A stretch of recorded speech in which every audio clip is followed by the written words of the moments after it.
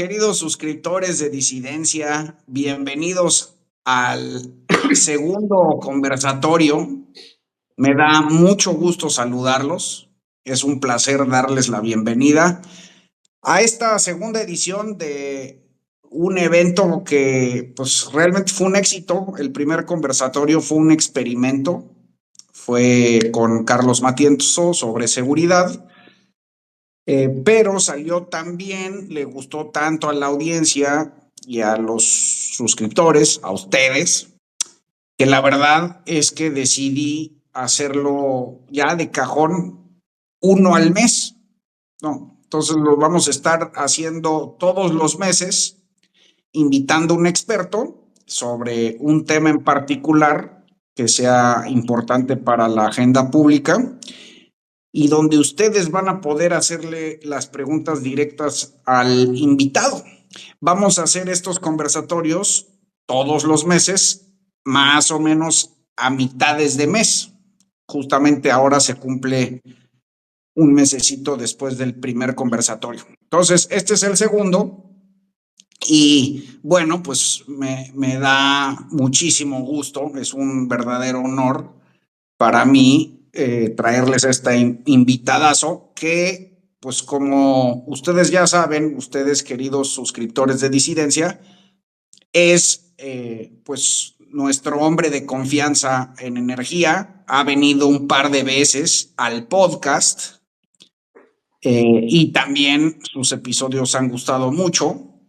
Y yo diría que es pues nuestro hombre de confianza en el sector energético, así que no había manera de invitar a nadie más que él. Eso. Ya lo conocen, Me voy a sentir mi especial, tocayo. tocayo, mi tocayo Pablo Muy bien. Zárate. Bienvenido, Pablo. No, hombre, muchas gracias por invitarme, tocayo. Y qué padre esta iniciativa y qué padre entrarle a una sesión. Me gusta que has ido abriendo brecha en distintos formatos y esta no es la excepción y que me hayas considerado para la segunda. Bueno, qué gustazo y qué honor.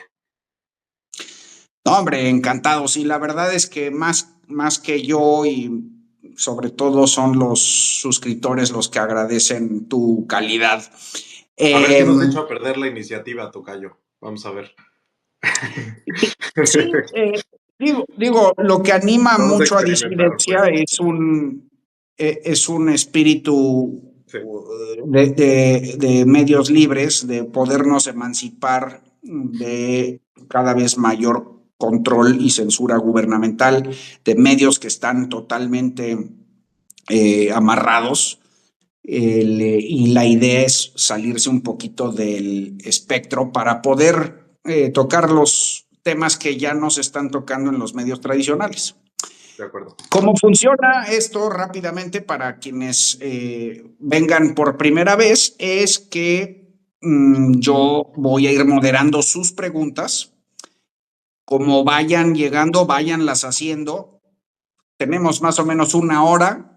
A veces, quizá la vez pasada sucedió, pero no es posible sacar todas, pero intentaremos darle trámite a la mayoría. Y después la grabación del evento va a quedar disponible para todos los suscriptores, como si fuera un podcast, un video podcast, un episodio de una hora sobre el tema de energía que nos convoca. Entonces, sin más por el momento, yo me adjudico el privilegio de hacer la primera pregunta. Pablo, ahí te va para abrir terreno y ya después empezamos a darle salida a la de los suscriptores. Venga.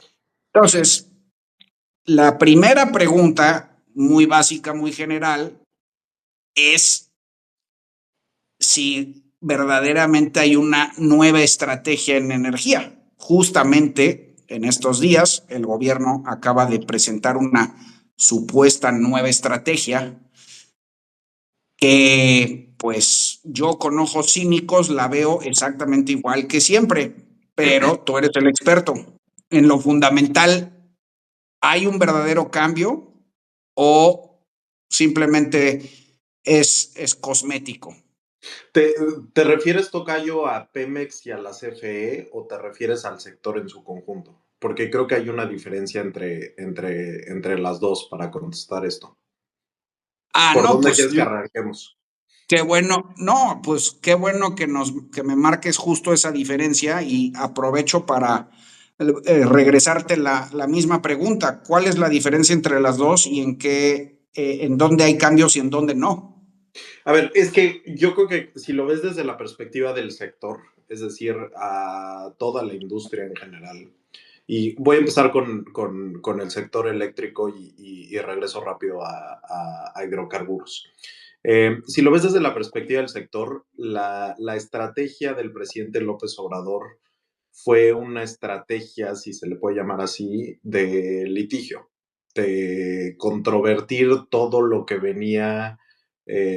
se venía ejecutando de manera más o menos exitosa a partir de la reforma energética. Todo eso se puso a la mesa en discusión, desde los fundamentos más básicos del sector eléctrico, que es si se debe de hacer un despacho por criterios económicos, es decir, que las plantas que generan electricidad a más bajo costo se prendan primero para abastecer al sistema, hasta la idea de los certificados de las energías limpias. Absolutamente todo lo puso en debate el presidente López Obrador, tratando de ganar un espacio para que la CFE participara en al menos 54% de la generación eléctrica. Eh, Eso es distinto que lo que está haciendo la presidenta Sheinbaum, porque la presidenta Sheinbaum ya parte dando medio por descontado que vamos a ir hacia un 54% de participación de la CFE a partir de la transacción con Iberdrola y a partir de una serie de factores adicionales. Entonces, en lo que se queda ella es en generar mecanismos de inversión para el sector privado. Hay mucho foco en la famosa inversión mixta público-privada y en decir que tienen delineado un programa de inversiones muy importante para la Comisión Federal de Electricidad, que representaría más o menos 20,000 millones de dólares de inversión. Entonces, yo sí siento un cambio, pues no en los principios fundamentales que animan la estrategia los dos son bastante pro Estado y los dos tenían como meta última el 54% de participación de la CFE, pero el momento sí ha cambiado, la coyuntura sí ha cambiado y creo que vamos a tener un sexenio de Claudia Sheinbaum que, a menos que la rieguen muy feo en los manuales y a menos que la rieguen muy feo en la regulación que viene después de la legislación secundaria, va a ser un sexenio un poco más constructivo. Todo el freno que traíamos a la inversión metido así a rajatabla pues, se está empezando a liberar y los mecanismos de inversión no son los que yo hubiera escogido, no creo que sean los mejores para atraer inversión, pero algo de inversión van a poder traer y se van a ir quitando algunos de los cuellos de botella. Entonces, sí hay un cambio grandote. También creo que hay una ambición para la CFE un poco más grande, ¿no? Hay una diferencia entre la CFE ahora manejada por personas que son menos políticas, como era el licenciado Manuel Bartlett, ¿no? Que Ya. tenía en la Dirección General de CFE una visión pues, netamente de golpeteo político y retórico y demás, a una visión que es más constructiva, más de la consolidación de la CFE como un pilar de la planeación de largo plazo del sector eléctrico. Entonces, yo creo que esa es la diferencia fundamental. Y lo mismo en hidrocarburos, o sea, con sus acentos distintos, porque los sistemas son muy diferentes entre sí. Pero en el sector de hidrocarburos también podemos hablar de pues, un momento semiaperturista. Hoy en la mañana presentaron su plan de hidrocarburos y a mí lo que me llama más la atención de ese plan, ahorita seguro van a ir saliendo preguntas muy específicas de esto, lo que más me llama la atención pues es esta noción de las inversiones mixtas, que si lo analizas con cuidado, pues es parecido a lo que planteaba la reforma del 2013 de los farm outs. ¿Quién lo va a ejecutar? ¿Cómo lo va a ejecutar? ¿Bajo qué criterios? ¿Bajo qué tipo de contrato? ¿Van a poder invertir las petroleras realmente grandes y se van a interesar en esto? Vamos a ver. Pero sí tenemos un momento mucho más aperturista en la estrategia energética de la presidenta Sheinbaum. Hombre, pues qué buena noticia. Magnífica aclaración. introductoria y pues justo vamos a empezar a darle salida a las preguntas. Está llegando mucha gente, bienvenidos a todos, muchas gracias. Pregunta, primero que nadie, Carlos Ramírez, no sé si se trata del consultor Carlos Ramírez, a quien le mandamos un gran Sí, saludo. saludo. Dice, ¿crees, Pablo, que con lo presentado por Sheinbaum en Pemex será suficiente para salvarla? Híjole, es que salvar a Pemex es una tarea como para todo tipo de mitología, ¿no? A ver, Sí. Pemex, digo, nada más para poner algunas cifras y algunos parámetros de magnitud para los que nos están escuchando. Pemex tiene pasivos de corto plazo, es decir, facturas que tiene que pagar de aquí a un año por más o menos 50,000 millones de dólares, un poquito más. Es una empresa que factura, es decir, una empresa con ingresos totales promedios anuales como de 70,000 millones de dólares. Entonces, es una empresa que, si lo ves desde esa perspectiva respecto al crunch de liquidez que tiene, es francamente inviable, ¿no? Necesita recibir un apoyo gubernamental muy significativo. Esta condición de liquidez, por cierto, ya es habiendo hecho todos los ajustes que han hecho a los derechos, creo que ahora se llaman derechos petroleros del bienestar, pero antes eran el DUC, ¿no? El derecho único que se pagaba por la, digamos, como renta de las asignaciones petroleras que tiene Pemex, por la producción que genera Pemex. Es una carga extraordinaria y a eso hay que sumarle que Pemex pues, es la petrolera más endeudada del mundo, que en general tiene una losa pesadísima sobre sus hombros. Eh, Nada de lo que mostró la administración ahorita es realmente revolucionario. O sea, podemos meternos como a la pedacería y decir, oye, pues es interesante que dijeron que se van a meter a Tampico Misantla. Por cierto, va a ser interesante ver si eso implica que Pemex está tácitamente reconociendo que va a ser fracking, cosa que no le gusta a esta administración. Pero hay algunas cosas y hay algunos tintes que me parecen interesantes. La idea de que aguas profundas y ultraprofundas parece estar de nuevo sobre la mesa. Hay distintas señales chiquitas que recoger aquí y allá, pero el problema central de la estrategia petrolera de Pemex no cambió en nada fundamental. Seguimos diciendo que le vamos a dar mucho dinero para que Pemex invierta. En la práctica, eso no ha pasado. No pasó con la administración del presidente López Obrador, donde realmente vimos un colapso de las inversiones. Y no hay nada, tocayo, de asideros de credibilidad que haga pensar que esta vez va a ser diferente la historia de Pemex. Si no hay una reestructura financiera profunda, si no hay una inyección de capital del gobierno, una especie de rescate, realmente no se ve que Pemex pueda cambiar el rumbo de manera significativa. Lo que sí es que ya reconocemos y aceptamos los mexicanos, parece que Pemex solo puede producir 1.8 millones de barriles diarios y a ver si produce 1.8 millones de barriles diarios. O sea, hay un encogimiento de la petrolera nacional muy importante, ¿no? Déjame hacer una pregunta subyacente Sí.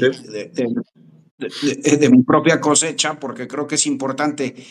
¿Y qué en qué tan grave peligro están las finanzas públicas del país por seguir teniendo que sostener a Pemex? Bueno, esa es una pregunta también grandotota, tocayo. A ver, digamos, una de las variables más significativas para echarle ojo a México desde la perspectiva macro es si podemos retener la calificación de inversión en los bonos soberanos. Y uno de los Exacto. principales riesgos que hay para que nos bajen los peldaños que nos faltan para perder esa calificación y volvernos ángel caído desde la perspectiva soberana es, desde luego, que Petróleos Mexicanos y lo que pase con Pemex. Eh, Hay un montón de cosas, tocayo, que creo que, digamos, escapan de la conversación mainstream, que creo que es importante señalar aquí. Por ejemplo, la idea de los aranceles, que en México se ha descontado de manera reiterada diciendo Trump al final no va a poner aranceles, que creo que muchos piensan que Trump, después de esta primera oleada de amenazas, ya se desistió de ponerle aranceles a México, sería bastante peligrosa para Pemex. ¿Por qué? Porque Pemex sigue exportando, me parece que el 50% del crudo que exporta a Estados Unidos específicamente, y que te pongan aranceles en un producto que es un commodity global tan líquido, pues implicaría que te saca de ese mercado de manera inmediata. Entonces, Pemex tendría que buscar en calidad de urgente cómo posicionar ese crudo y pues típicamente la manera en la que haces eso es con un descuento. Entonces hay un montón de factores en los que Pemex además tiene riesgos que no son los riesgos tradicionales de la operación. Ahora, en las últimas semanas ha habido cada vez más reportes de que Pemex está teniendo problemas operativos significativos. Seguro un montón de los que están aquí conectados vieron la nota esta famosa de Bloomberg que dice que hay refinadores en Estados Unidos que están rechazando el crudo de Pemex porque viene con una cantidad de agua que es inaceptable, ¿no? O sea, los umbrales de aceptabilidad de agua en el crudo se están excediendo y eso pues, es una señal del deterioro operativo que está teniendo Petróleos Mexicanos. Entonces, tienes un deterioro financiero, tienes un deterioro operativo y tienes un deterioro, llamémoslo geopolítico o comercial, que empieza a poner presiones en las distintas dimensiones de Pemex. Además, pues la insistencia en la estrategia de refinar más, a pesar de que no somos buenos refinadores, la insistencia en que le vamos a seguir metiendo otro billetito a Dos Bocas, a pesar de que pues ya vamos con atraso tras atraso tras atraso y no queda muy claro cuándo se va a echar a andar esa cosa. Entonces tenemos muchos factores que son puntos realmente preocupantes, Tocayo. Y nada más para rematar, no hay ningún play petrolero de Pemex que haga pensar que con un campo o con un activo le puede dar la vuelta a las cosas. Creo que en el imaginario mexicano siempre está, y si nos encontramos un nuevo Cantarell o nos encontramos un nuevo Kumalopsap, pues imagínate, le damos la vuelta a todo y nos salimos del problema y volvemos a ser ricotes petroleros. Eso, Tocayo, pues no hay nada en el pipeline de exploración de Pemex que tenga esas dimensiones, no hay nada que suene a que está ni siquiera en ese espacio conceptual, ¿no? Entonces, realmente es una petrolera que no tiene mucha salida. Fabuloso. Bueno, pregunta César Sandoval. Pablo, en el norte del país, en la temporada de calor, nos fue muy mal con los apagones. El primer año sin horario de verano. Pregunta, ¿nos volverá a ir mal este verano o hay una estrategia conocida que se esté planteando? Pues mira, hay un programa de expansión de capacidad instalada por parte de la CFE que me parece que no va a estar listo a tiempo ni este año ni el siguiente para hacer una diferencia realmente sustantiva en la experiencia que tengamos los usuarios. O sea, es importante decir que hay dos maneras en las que puedes, simplificando las cosas, hay dos maneras en las que puedes llegar a apagones, ¿no? Apagones que estén movidos por una dimensión muy específica de un nodo que tiene un problema de indisponibilidad o hay un problema en la infraestructura de transmisión, distribución y hace que una parte del sistema se tenga que apagar.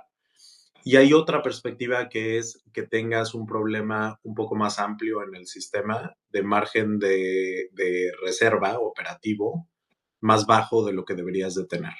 El sistema eléctrico pues, tiene esta característica muy especial de que como no hay un almacenamiento, digamos, en tiempo real, sí hay almacenamiento, pero no en estas dimensiones que se necesitarían, lo que tienes que hacer es que la oferta y la demanda tienen que ser iguales todo el tiempo, ¿no? Entonces, el sistema está diseñado para que tengas un margen de reserva con la capacidad instalada que tienes. Es decir, debes de tener más plantas disponibles para operar instantáneamente que lo que tu demanda te exige. Si la demanda se empieza a acercar a los parámetros de la oferta, lo que tiene que hacer el Centro Nacional para el Control de la Energía es empezar a desconectar cargas. Porque si excedieras la demanda, si la demanda excede la oferta, de alguna manera harías chicharrón el sistema, ¿no? Para usar Claro. un término muy técnico.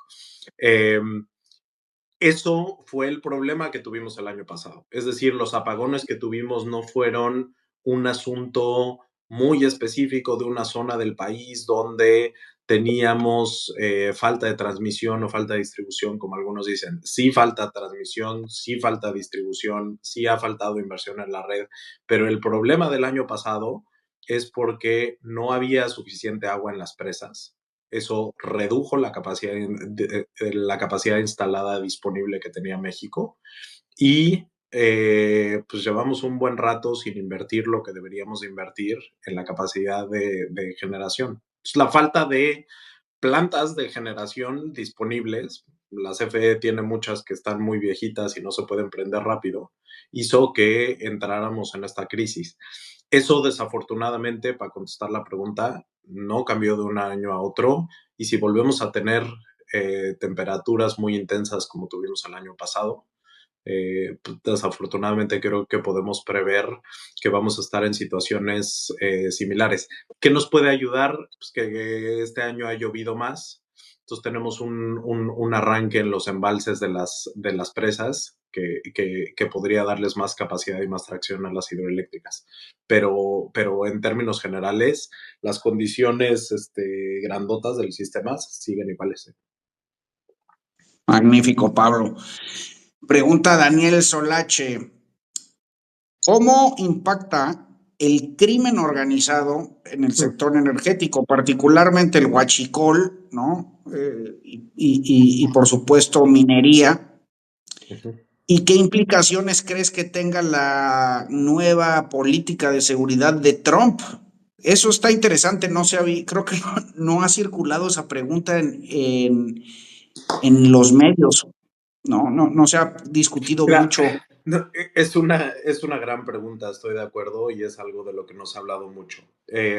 Déjame poner algunos datos que creo que son muy relevantes para después tratar de hablar de la perspectiva un poco más amplia. Uno, en octubre del año pasado vimos un acto de la OFAC, esta oficina que está dentro del Departamento del Tesoro, que de alguna manera maneja las listas negras de organizaciones que sanciona el gobierno de Estados Unidos, específicamente el Departamento del Tesoro, en las que tomaban la decisión de incluir a una serie de personas relacionadas con un cártel específico, no por su actividad criminal de tráfico de drogas, sino por su actividad criminal en torno al huachicol. Esto es una medida bastante significativa porque sugiere que el gobierno de Estados Unidos pues, también está rastreando este problema que pues, ha lastimado mucho a Pemex y ha lastimado mucho a México de una manera muy profunda, muy significativa. Es el problema que la administración pasada dijo que había resuelto después de Tlahuelilpan y demás, pero pues, todos sabemos que los volúmenes de huachicol siguen siendo muy significativos, ¿no? Nada más hay que pasar por la México-Querétaro para darse cuenta que el huachicol no se fue a ningún lado. Bueno, está esta declaración de la OFAC. Esto es, por cierto, bajo la presidencia de Biden, ¿no? Todavía no estamos hablando de Trump. Luego, cuando Trump llega a la presidencia, hace en la lista esta de órdenes ejecutivas del primer día, incluye una en la que dice voy a declarar a las organizaciones, voy a declarar a los cárteles mexicanos, todavía no sabemos cuáles, nomás lo dice en genérico, organizaciones terroristas. Entonces, si tú juntas las herramientas que está utilizando el gobierno de Estados Unidos para perseguir al crimen organizado, para cerrarle espacios al crimen organizado en México, que te acabo de contar de OFAC, y luego hablas de el endurecimiento de la perspectiva de Estados Unidos y el uso de recursos investigativos de una manera mucho más sofisticada, de una manera mucho más, no solo sofisticada, sino de fuerza bruta, de músculo, de voluntad política. Pues aquí me parece que las probabilidades de que haya algún tipo de intervención sobre mercados relacionados con hidrocarburos es muy grande.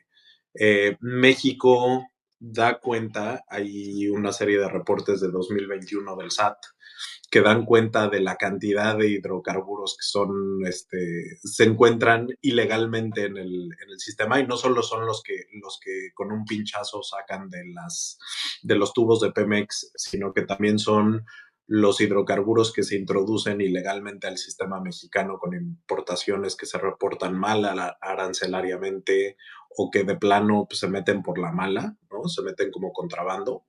Y los números son para irte de espaldas, ¿no? O sea, realmente estás hablando de entre 5 y 10% de la gasolina, pues no tiene un origen comprobable lícito, lo cual es extraordinariamente grande. Ok, todo eso junto, ¿qué significa? Que creo que hay un problema tanto económico como de seguridad nacional para Estados Unidos, desde su perspectiva, que es bastante relevante aquí. Es un problema que es muy importante para la hacienda pública mexicana, que está perdiendo muchos millones de dólares al año por el producto que no puede dar cuenta y que desde luego no está generando una carga impositiva. Y todo eso, tocayo, con las palancas y con los mecanismos de cumplimiento que tiene Estados Unidos, con los mecanismos de investigación y después de exigencia de cumplimiento, significa que creo que el mercado de combustibles pues, va a recibir mucho escrutinio, y los participantes del mercado de combustibles, la verdad es que se deberían de preparar, porque bajo la legislación americana, la idea de que tú puedas tener transacciones o que moléculas que son ilegales y que están relacionadas con el crimen organizado acaben en alguno de tus estaciones de servicio o en alguno de tus ductos o acaben siendo mal utilizadas, te genera un liability importante. Entonces, yo sí espero que los participantes, y espero que Pemex esté entre ellos, que los participantes del sector hidrocarburos empiecen a tomar nota de esto y empiecen a cambiar un poco las prácticas y las políticas de cumplimiento. Es un secreto a voces, tocayo, que en hidrocarburos hay muchas cosas ahí cuestionables, tanto desde la perspectiva fiscal como desde la perspectiva de vínculo con huachicol y crimen organizado, y ojalá que se le eche un ojo significativo al tema. No, pues magnífico. Además sería muy buena noticia para los propios mexicanos, yo supongo. Muy bien, nuestra querida Alexia Bautista, distinguida ensayista de disidencia, esta es su casa, le mandamos un gran saludo. Alexia dice, tiene dos preguntas, Pablo. ¿Crees que haya apetito de las petroleras internacionales de participar en estos proyectos mixtos que anunciaba el gobierno? Dice, me parece que no quedan claros los mecanismos de transparencia de parte de Pemex en la selección de socios en esos proyectos mixtos. Y la segunda pregunta es si tienes algún insight sobre cómo va a reorganizarse Pemex sin las subsidiarias. Mira, del primero, la verdad es que yo estoy como sentimientos o pensamientos encontrados. La razón es la siguiente. Yo creo que uno de los errores, si lo ves desde la perspectiva de diseño y posición de una petrolera, uno de los errores de la reforma de 2013 fue no dejar a Pemex gestionar su propio portafolio. Es decir, si Pemex quería entrarle a los famosos farm outs, no iba a poder hacer lo que hacen todas las petroleras del mundo, que es decir, pues me voy al mundo de M&A y busco socios que me ofrezcan condiciones que yo considere que son aceptables y que generan valor, y con ellos genero transacciones bilaterales estratégicas para la petrolera para poder reposicionar mi portafolio y hacerme de recursos para invertir donde quiero invertir. El portafolio de Pemex es gigantesco y hay por ahí algunos estudios, tocayo, que dicen que si sacaras nada más el 15-20% de las reservas 2P al mercado, con la vía transaccional, generarías más o menos 20,000 millones de dólares en un primer momento de valor, digamos, tipo equity para Pemex,